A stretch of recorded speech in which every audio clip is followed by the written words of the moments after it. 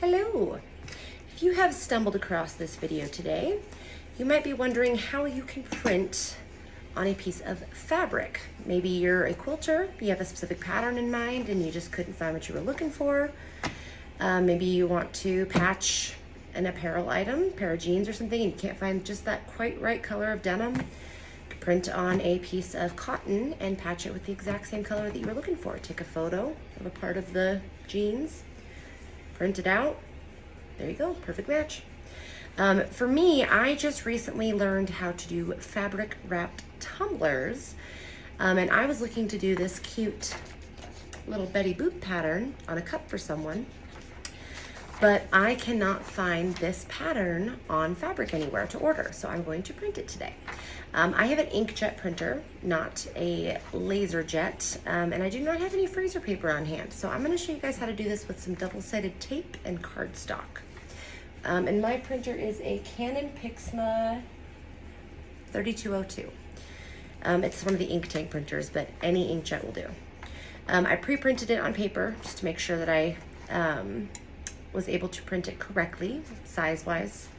So what you're gonna need for this, some double-sided tape.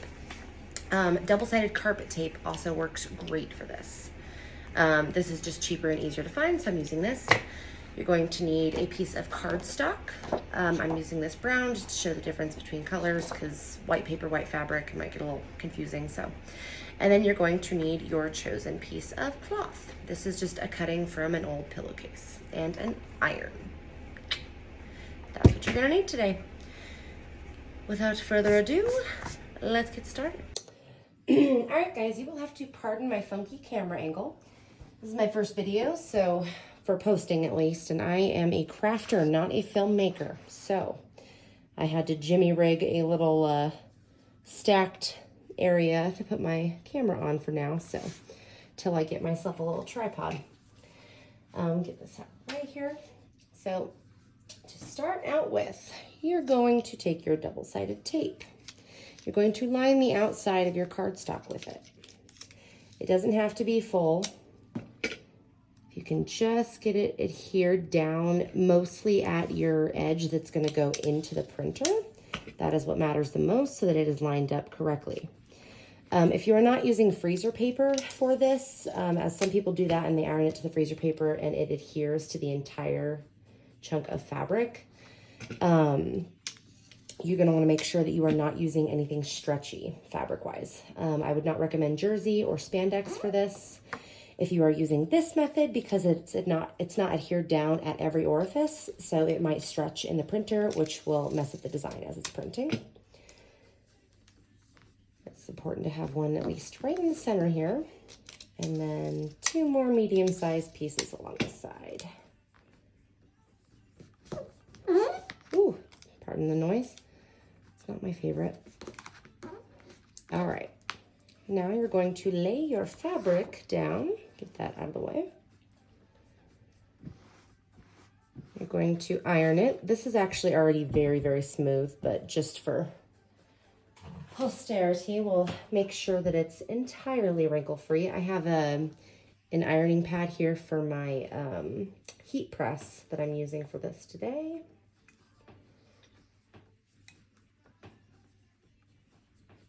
Make sure it's completely smoothed over, no wrinkles. You're going to take your paper, and you'll want to pre-cut your fabric larger than a typical 8.5 by 11 sheet of paper. You don't want to pre-cut it exact before ironing. I prefer to cut it while it's attached to the paper just to be safe. So you're going to lay your paper down, smooth the center first, then outwards. To make sure all that tape is adhered before you move it. And then grab it by the fabric and flip it over. And you are smoothed over. I did forget, as far as tools that you will need, I have a paper cutter that I like to use for most of my projects just to get perfectly straight lines, but a pair of scissors will work just as well.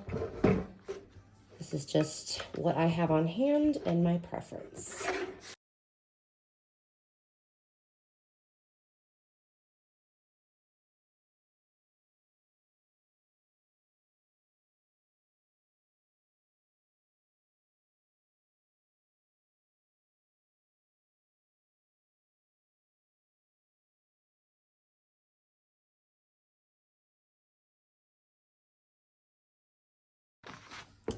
All right, we are close enough to the edges here. We've got a little overhang that I'm gonna go trim off camera just to make sure we're perfectly straight.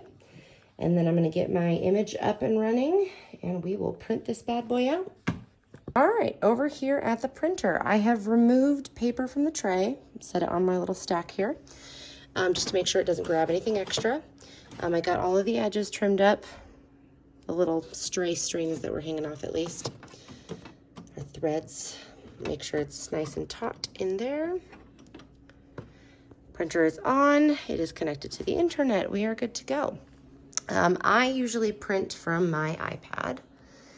So I go to share, and then if you have an Epson or some other style of printer, you would just hit your regular print button.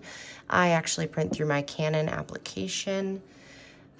So I go to settings. You're gonna make sure that you have 8.5 by 11 or whatever the size of your cardstock is. This part is important. Make sure you have it set to matte photo paper. If you print on glossy or plain paper, it's just gonna disperse enough ink to coat the surface. Whereas with matte photo paper, it gives you a little extra to make sure it soaks into the paper. And with fabric, obviously, you're gonna want to soak all the way through. Not all the way through, but you're gonna want it, you know, well enough to feed into the fabric. I'm gonna print a borderless image. Mine is already a black and white picture, so I'm going to leave it on monochrome. Otherwise, you're gonna wanna make sure it's set to color. All my print settings are ready to go. I'm going to click print.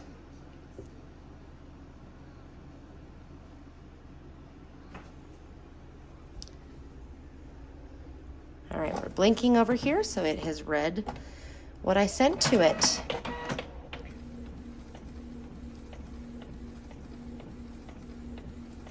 Well, this will actually take a bit because it's such a heavy pattern, so we will be back when it has spit it out. Alrighty, we are back with our printed fabric. Now you will notice that the contrast in this is not quite as beautiful as printing on paper. If you're using a laser jet printer, you're going to get a much better quality image regardless because you are using toner, which is a powdered ink. So it's going to heat the image into the paper versus dispersing ink that's going to soak into your paper, your fabric. But there is a way to bring out the contrast in your image with an inkjet printer, even on paper, but especially with fabric. So no matter what I'm doing with my fabric print, I like to coat it afterwards just to ensure that there's not going to be any sort of ink running afterwards, especially doing a fabric tumbler because I'm going to be coating it with Mod Podge and then you have your epoxy. And I don't want any of the liquids that I'm using to pull ink from the image and smear it. My personal favorite method is to use polyacrylic. I do a 1 part polyacrylic to 3 parts water ratio in a spray bottle. I spray it, I let it dry for about 30 minutes. I spray it again, let it dry for an hour. You can speed up that process if you want to use a blow dryer or a heat gun. Go over it for about 2 minutes to dry it out if you need to use it right away for something. I've done that before if I need to, if I'm making something urgently. Otherwise, I just let it air dry. There is a difference though between polyacrylic and polyurethane. Polyurethane is oil-based. You're going to want to use polyacrylic. Given that you're using it on fabric and whatever you're doing with your fabric, most likely you're not going to want oil smudges, especially for what I'm doing, putting epoxy over it. The oil in polyurethane will cause the epoxy to separate and bubble and lump. If you're not using this on a, as far as like sewing project, quilting, or patching clothing, another method, because polyacrylic can get a little pricey, you can do the exact same thing with gloss or matte Mod Podge. 1 part Mod Podge to 3 parts water. Spray it, dry it, spray it, good to go. So I'm going to do that with my polyacrylic. It's going to bring the gloss out in this a little bit. It's going to bring the contrast out, and it's going to look a lot better when I transfer it to the tumbler, which will be another video. And there is a small, right there. I have a little bit of ink smudging here. That is a printer error, not an error with the method at hand. And the very last thing I did want to mention is that after you peel your fabric from the paper, you you can reuse this with the double-sided tape still there and still sticky. You don't want to leave this just sitting out because the tackiness of the double-sided tape can dry out per se. So what I like to do is take a sheet, hold on. My handy dandy parchment paper. One of like my favorite things in the world. I use it for everything. I use it for putting on vinyl designs so that I can see where it's going. I use it for when I'm epoxying stuff, because when I'm done, I can just take it over the trash can and just flick off the little drops of epoxy on it and reuse it. Parchment paper is great. And I use it in all of my cooking and baking to keep my hands clean. So I just take my paper, sticky side down, and make sure it's folded over completely. Well, if I put it in the center, actually. Sorry if that rustling is super loud in the microphone. There we go.